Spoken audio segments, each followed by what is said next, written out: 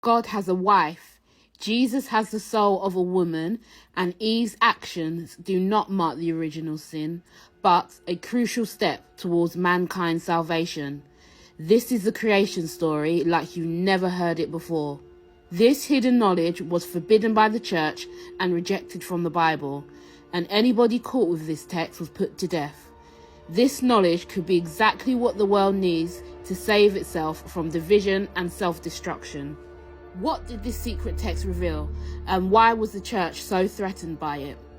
The Secret Gospel of John is the first work known to man that combines a narrative of Christian theology, cosmology, and salvation.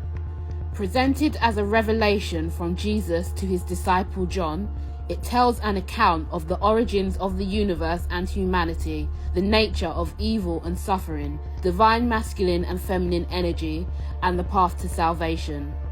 It is bursting with imagery of powerful female saviours and even identifies Christ as one of them. We have Barbelo, who is regarded as the feminine aspect of God, Sophia, an angelic light being who presents the divine wisdom that Christ expressed through his teachings, and Eve, who is sent as a helper by the highest angels to help liberate Adam and shine light on a shadowy world. Now I know that last part especially sounds backwards, but stay with me. At the heart of this deeply spiritual story lies a powerful social critique of injustice and a radical affirmation of the true God's compassion for humanity's suffering.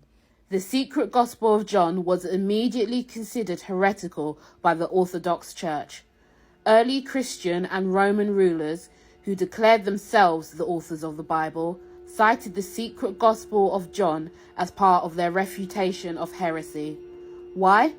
Well, the underlying premise of the Apocryphon of John is the same as Gnostic spirituality in general.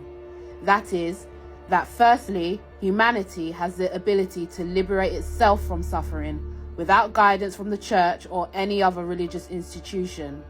They are able to do this through introspection, critical thinking, and self-reflection.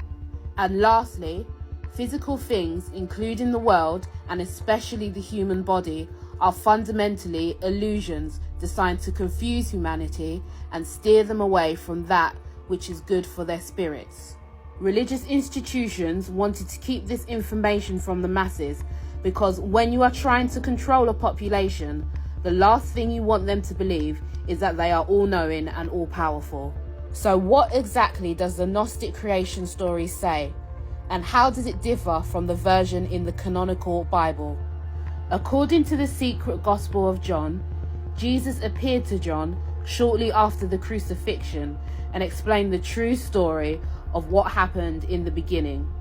Jesus tells John that there is a single perfect being called the monad, the one, or the perfect mind, which everything came from. That perfect mind had perfect thoughts and generated a divine feminine partner named Barbelo, who represents the feminine aspect of God. Here is something really interesting. Listen to how the Gospel describes Barbelo. It says, "Her light reflects his light. She is the universal womb. She is before everything.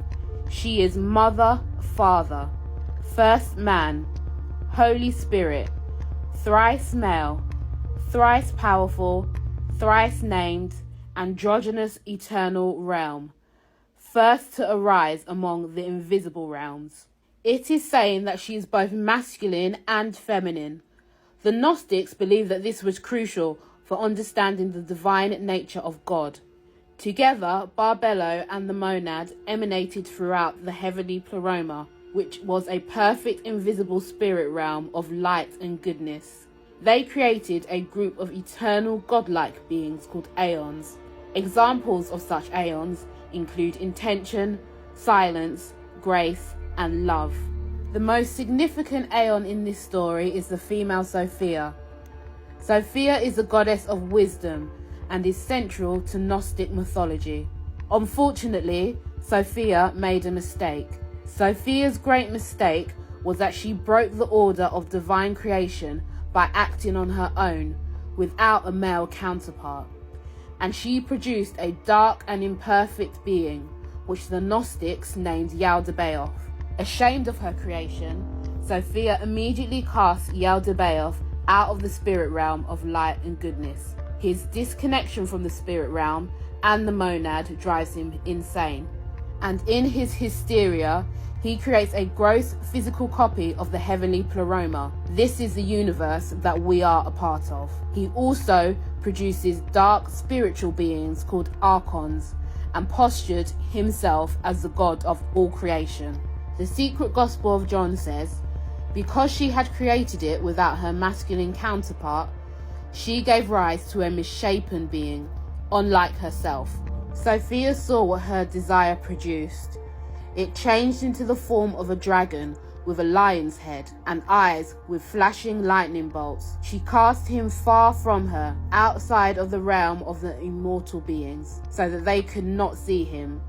She had created him in ignorance. She named him Yaldabaoth. Yaldabaoth is the chief ruler.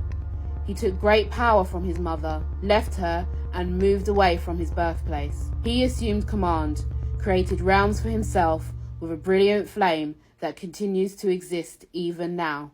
Sophia eventually admits her mistake to the monad.